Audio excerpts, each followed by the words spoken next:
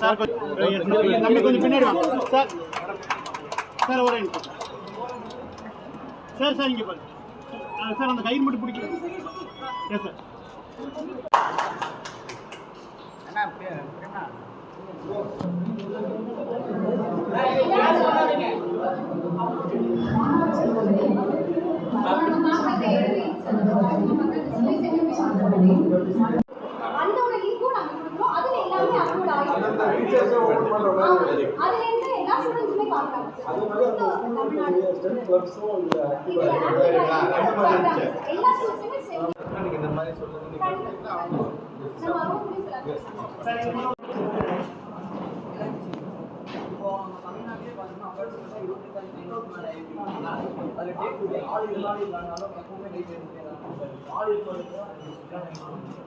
அதனால ஒரு மாநிலத்திலே கரண்ட் எனர்ஜி யூஸ் பண்ணுவாங்க. அதுக்கு சொல்லிட்டு மாடு உள்ள அவங்க மட்டும் இருக்கு சார். அவங்க வெளியே போயிட்டாங்கன்னா அவங்க இருக்கு சார். இன்க்ளூட் டெஃபினட் வச்சு ஓகே சார். சார் இப்படி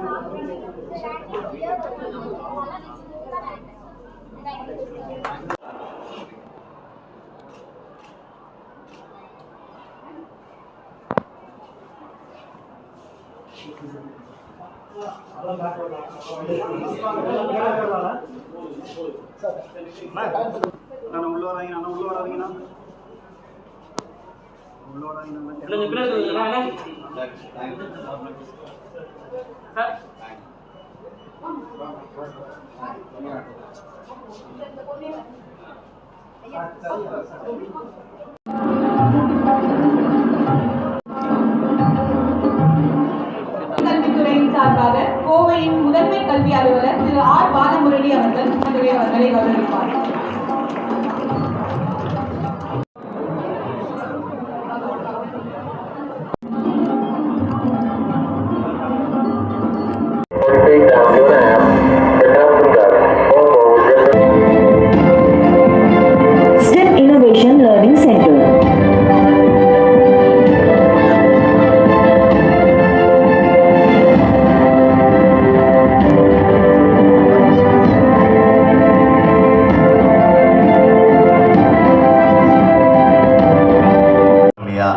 அந்த தேனீக்கள் தேன் அப்படிங்கிறது அதனுடைய உணர்வு வடிவமாக பார்த்தீங்கன்னா, உலகத்தில் நம்ம எல்லாருமே பிறந்திருக்கிறோம், எல்லாரும் பிறக்கிறோம், வாழ்கிறோம், போகிறோம், உயிர்களும் வருது போகுது.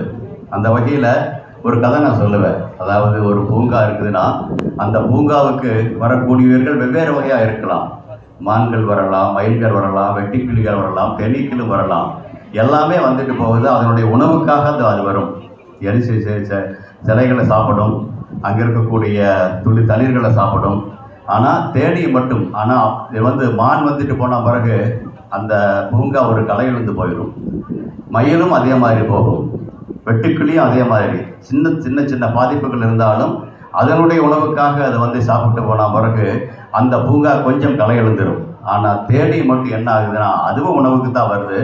அந்த உணவை எடுத்துகிட்டு அதுக்கு மட்டும் இல்லை, அதனுடைய கூட்டத்துக்கு அதை எடுத்துகிட்டு போய் கொடுக்குது, தேனி எடுத்துகிட்டு போகுது. ஆனால் இங்கே என்ன ஆகுது, இங்கே என்ன ஆகுதுன்னு பார்த்தீங்கன்னா அந்த பூங்காவில் எந்த பூவிலிருந்து அது தேனி எடுத்துச்சோ அங்கே மகரந்த சேர்க்கை உருவாகி அந்த செடியில் அங்கே ஒரு காய் உருவாகுது, கனி உருவாகுது.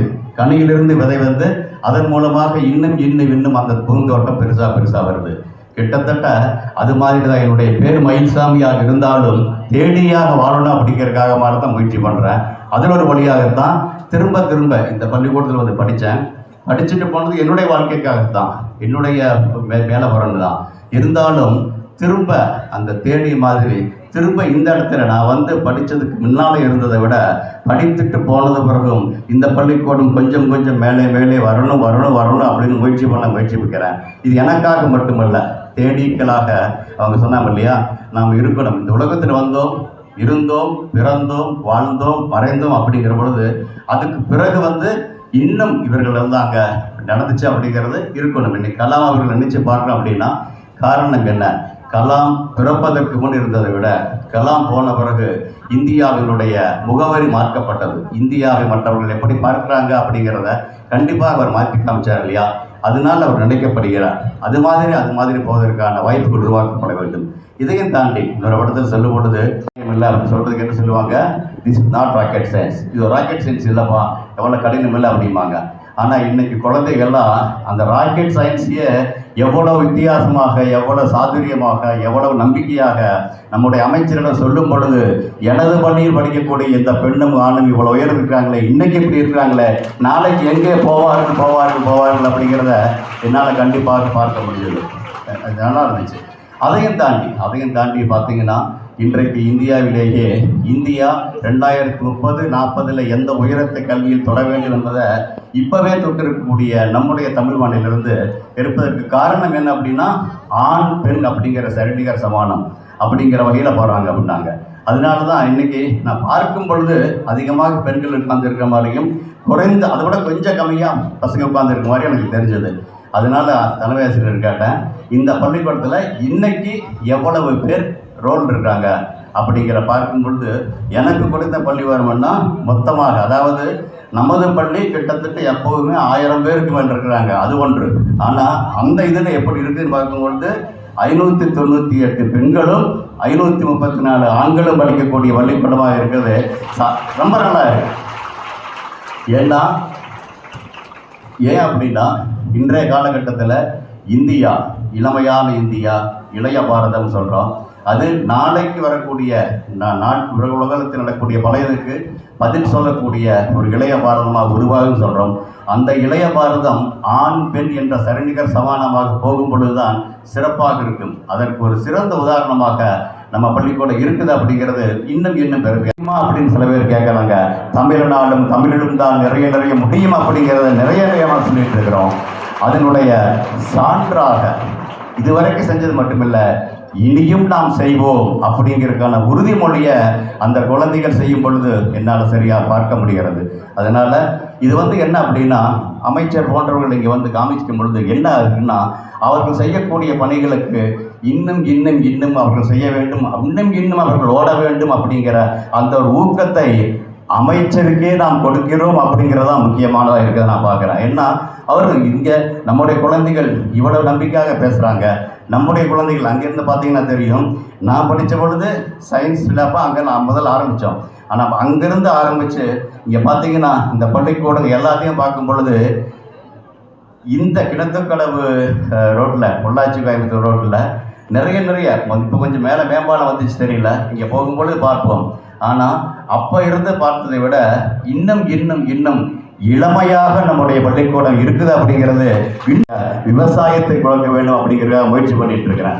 அதையும் தாண்டி நிறைய, அதாவது இங்கே நாம் செய்யலாம் அப்படின்னா ஏர்முனை முதல் போர்முனை வரை என்ன இங்கே நாம் செஞ்சுட்டு இருக்கிறாங்க கூட எல்லாம் பாதுகாப்பாக இருக்கணும் அப்படின்னு ஒரு உணர்ச்சி உருவாக்குவதற்கு நம்முடைய எல்லைகளை பாதுகாக்க வேண்டிய அவசியம் இருக்குது.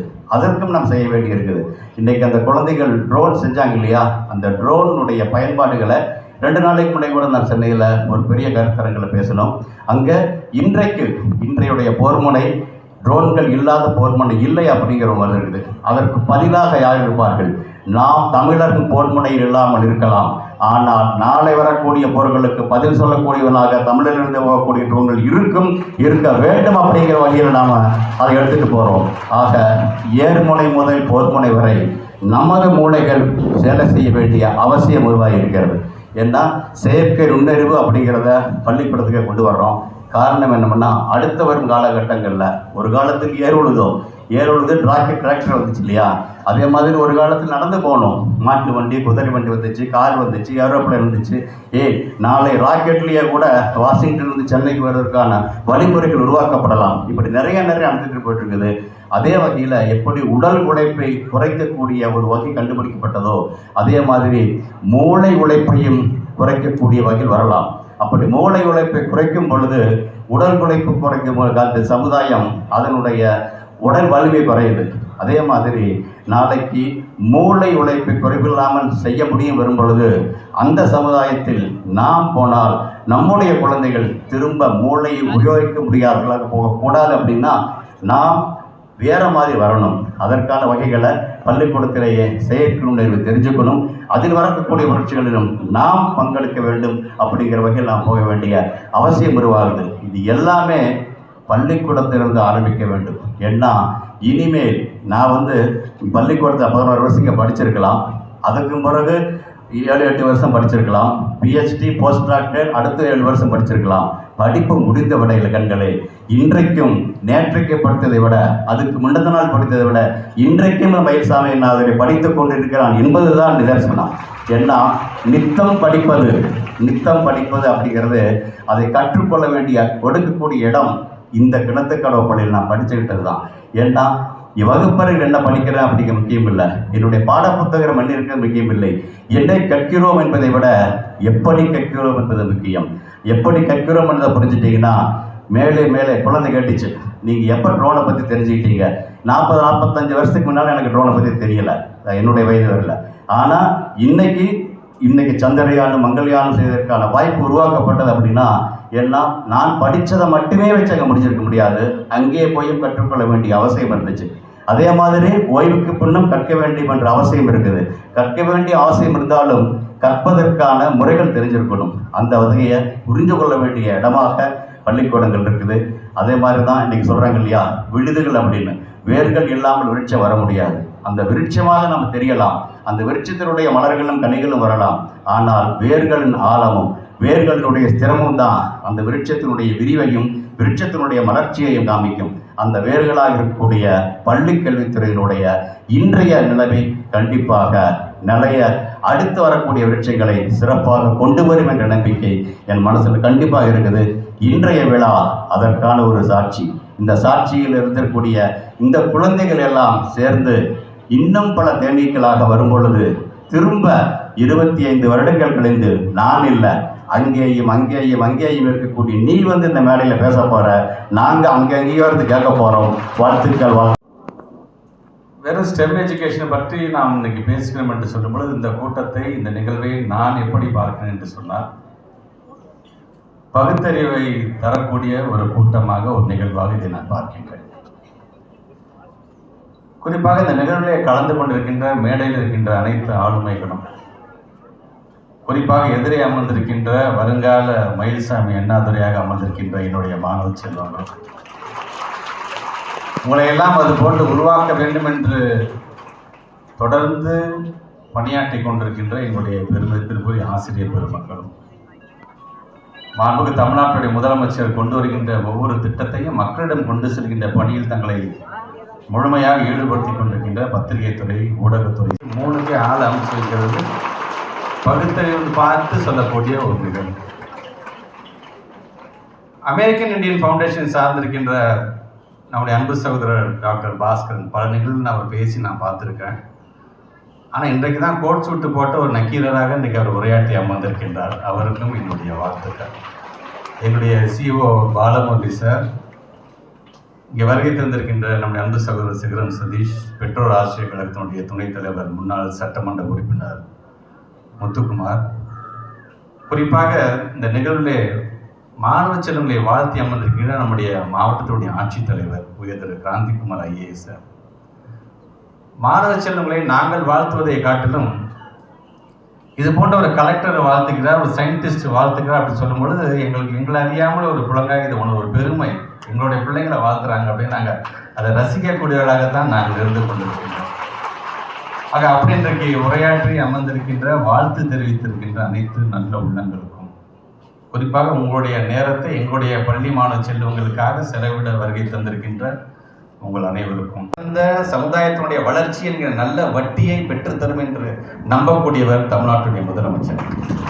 அதனால தான் எங்களுடைய துறை சார்ந்த பல அறிவிப்புகளை அறிவிக்கிறோம். அது சார்ந்து நாங்கள் எங்களுடைய பணிகளை செய்யும்போது இது போன்ற அமெரிக்கன் இந்தியன் ஃபவுண்டேஷன் மூலமாக இது போன்ற ஒரு லேப்ஸ், ஸ்டெம் லேப்ஸ் கொடுத்து நீங்கள் அந்த குழந்தைங்க அங்கே எக்ஸ்பிளைன் பண்ணுற விதத்தெல்லாம் பார்க்கும்போது அவ்வளோ சந்தோஷமாக தன்னுடைய இலக்கு என்ன என்பதை இந்த வயதிலே அவங்க நிர்ணயிக்க வேண்டும் என்று தமிழ்நாட்டுடைய முதலமைச்சருடைய எண்ணத்தை ஈடுபடுத்தி கொண்டிருக்கிறாங்க இந்த பிள்ளைங்கள்லாம். அவ்வளோ ஒரு மகிழ்ச்சியாக இருக்கின்றது உங்களை எல்லாம் பார்க்கும் பொழுது. ஒவ்வொரு குழந்தைங்களும் அவங்களுடைய இந்த ப்ராஜெக்ட் அழகாக அவங்க வந்து விவரித்த அந்த விதம். ஆர்சி பிளான்னா ஒன்றும் இல்லை சார், ரேடியோ கண்ட்ரோல்டு பிளேன் சார்னு மயில் சேமந்தரி சாருக்கே அந்த குழந்தை எடுத்து சொல்லுது. அதை பார்க்கும்போது அவ்வளோ பெருமையாக இருக்கின்றது. அவரும் அதை தெரியாத மாதிரி அதை கேட்டு தெரிஞ்சுக்கிற மாதிரி அவரும் நிற்கிறாரு. இதெல்லாம் பார்க்கும்போது அவ்வளோ மகிழ்ச்சியாக ஒரு சமுதாயம் வளர்கின்றது, பகுத்தறிவோடு பார்க்குது என்பதற்காக சொல்கின்ற ஸ்டெம்ங்கிறது எவ்வளவு முக்கியம். வானவில் மன்றம் என்கின்ற அந்த பெயரில் இந்த ஸ்டெம் எஜுகேஷனை தமிழ்நாட்டுடைய முதலமைச்சர் எங்கே ஆரம்பித்து வச்சார்னா, என்னுடைய தொகுதியாக இருக்கின்ற திருவரம்பூர் தொகுதியில் ஆதி திராவிடர் பள்ளியில் ஆரம்பித்து வைத்தவர் நம்முடைய தமிழ்நாட்டுடைய முதலமைச்சர்.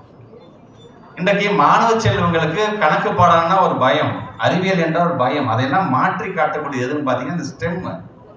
இதில் உங்களை அறியாமல் ஒரு ஆர்வத்தை உண்டாக்கக்கூடியதாக, பயத்தை போக்கக்கூடியதாக, ஏன் பரிசோதனை செய்து பார்க்க வேண்டும் என்கின்ற அந்த எண்ணத்தை தரக்கூடியது எதுன்னு பார்த்தீங்கன்னா இந்த ஸ்டெம் எஜுகேஷன் தான். ஏன் ஆசிரியர் பெருமக்களுக்கே நீங்கள் பார்த்தீங்கன்னா ஒரு தியரம், ஒரு லா வந்து உங்களுக்கு வந்து தியரட்டிக்கலாக உங்களை எக்ஸ்பிளைன் பண்ணிக்கிட்டே இருக்கிறத காட்டிலும் இப்போ எங்களுடைய ஸ்டெம் லேப் மூலமாக ஏறத்தாழ ஒரு 710 எஜுகேட்டர்ஸ் தமிழ்நாடு முழுவதும் இருக்கிறார்கள். நாங்கள் ஒரு கிட்டு கொடுத்துருவோம். அந்த கிட்டு மூலமாக என்ன தியரம், என்ன லா, இப்போ நீ படிக்கிற பார்த்து அது எங்கே பயன்படுது தெரியுமா வாழ்க்கையில் என்று அதை சொல்லும் பொழுது ஏறத்தாழ 50% 60% தியரட்டிக்கல் கிளாஸில் என் நேரத்தை அவங்க மிச்சப்படுத்துகிறார்கள்.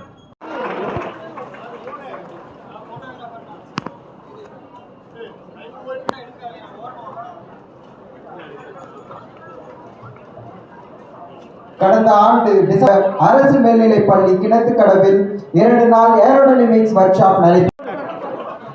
Government girls higher secondary school Singanallur, government higher secondary school Kinathukadavu, government higher secondary school Malumichampatti, government ஆலயம், கவர்மெண்ட் ஹை ஸ்கூல் சுகுணாபுரம் 12 பள்ளிகளுக்கு ஸ்டெம் உபகரணங்களை வழங்குமாறு மாண்புமிகு கேட்டுக்கொள்கிறேன். மேலும் இப்பள்ளியின் தலைமை ஆசிரியர்களை மேடைக்கு அழைக்கிறேன். Government Adi Dravidar welfare high school Pasur. அனைவருக்கும் வணக்கம்.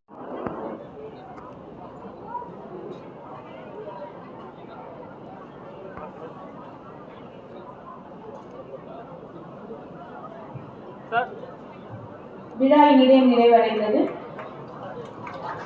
ஆகஸ்ட் 24ஆம் தேதி அன்னைக்கு இங்கெல்லாம் ராக்கெட் சின்ன சேட்டலைட் இந்த மாதிரி செய்கிறாங்க. ஒரு ராக்கெட் லான்ச்சே நடக்க போகுது மகாபலிபுரம் கடற்கரையிலிருந்து ஆகஸ்ட் 24. அதில் 5000 அரசு பள்ளி மாணவர்கள் தேர்ந்தெடுக்கப்பட்டு கலந்து கொள்ள போகிறாங்க. நம்ம பள்ளியிலிருந்து 50 மாணவர்களுக்கான வாய்ப்புகள் கொடுக்கப்படும். அது மாதிரி பார்த்துங்க. முதல் முறையாக ஹைப்ரிட் ராக்கெட் மகாபலிபுரம் கடற்கரைக்கு போகிறதுக்கான வாய்ப்பு இருக்குது. ஸ்பேஸ் ஜோன் இந்தியாவிலேயே அதை செய்யப்படும்.